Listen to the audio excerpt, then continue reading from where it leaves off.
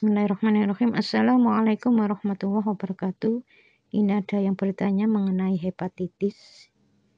Jadi hepatitis itu disebabkan karena kemarahan yang tidak hilang ya. Jadi kejengkelan sesaat tapi bertahun-tahun nggak bisa hilang. Marah, diam, dendam, muncullah hepatitis. Jadi dendam itu kan nggak harus membalas ya. Kayak umpamanya misalnya nih ada seorang istri melakukan sesuatu yang membuat suaminya tuh merasa marah, tapi marahnya tuh disimpan. Jadi jengkel yang terus-menerus inilah yang bisa menyebabkan dendam tapi kecil yang tidak bisa diluapkan dalam bentuk marah. Jadi nanti fungsi livernya itu jadi nggak bagus ya.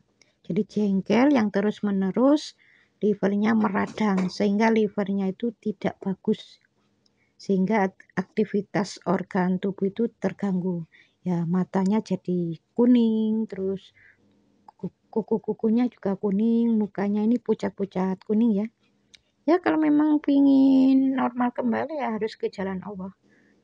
Ke jalan Allah itu nggak sulit loh ya. Taubat aja, taubat, mohon ampun pada Allah, di titik kesalahannya fokus ya, fokus ke kesalahannya, berjanji nggak mengulangi.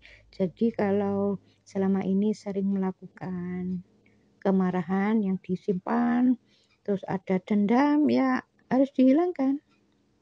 Jangan sampai itu muncul kembali. Ya insya Allah nanti fungsi livernya ya bagus kok. Radang otak itu penyebabnya sering melakukan kejahatan yang berupa memukul, membunuh, dan lain sebagainya. Tapi itu hanya di pikiran. Jadi terlintas hanya di pikiran. Karena dia pikir orang yang melakukan seperti itu, oh kalau membunuh sungguhan nanti di penjara. Mending nggak usah secara langsung membunuh. Mending dalam pikiran aja. Kalau dalam pikiran kan nggak ada orang yang tahu, terus tidak di penjara. Tapi harus ingat ya, Allah tetap maha melihat. Allah tetap menilai. Jadi orang yang melakukan kejahatan yang berbentuk dalam pikiran ya, walaupun itu dalam pikiran saja, tapi kalau itu sering dilakukan, suatu saat akan diberi peringatan oleh Allah dengan radang otak. Jadi cara mohon ampunnya, cara penyembuhannya ya harus betul-betul mohon ampun di titik kesalahannya, berjanji nggak ngulangi.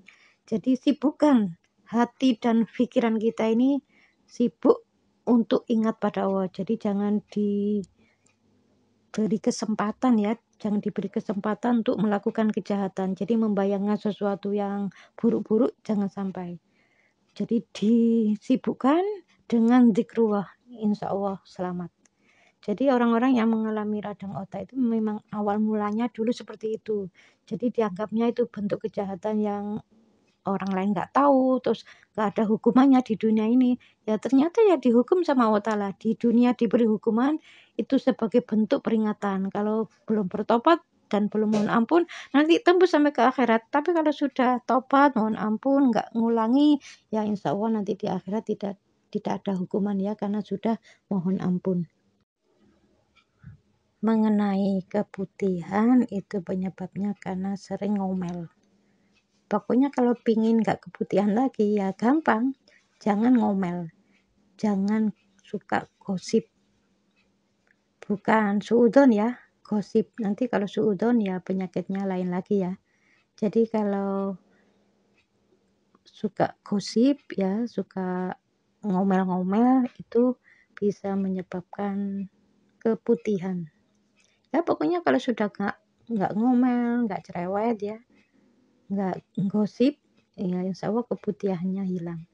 Ya cuma gitu aja. Jadi kalau keputihan hanya sesaat, hanya sangat sebentar, misalnya mau menjelang menstruasi, ya itu normal ya. Tapi kalau keputihan sampai berhari-hari, berminggu-minggu, ya itu insya Allah ya karena ngomel ya, ngomel atau suka gosip.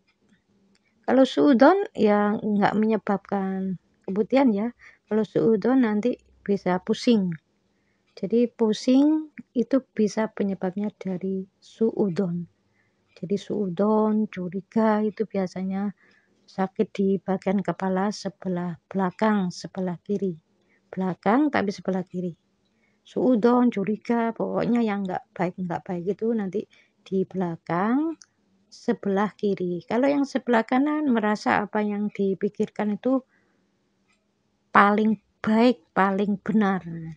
Itu nanti bisa yang sebelah kanan sakitnya.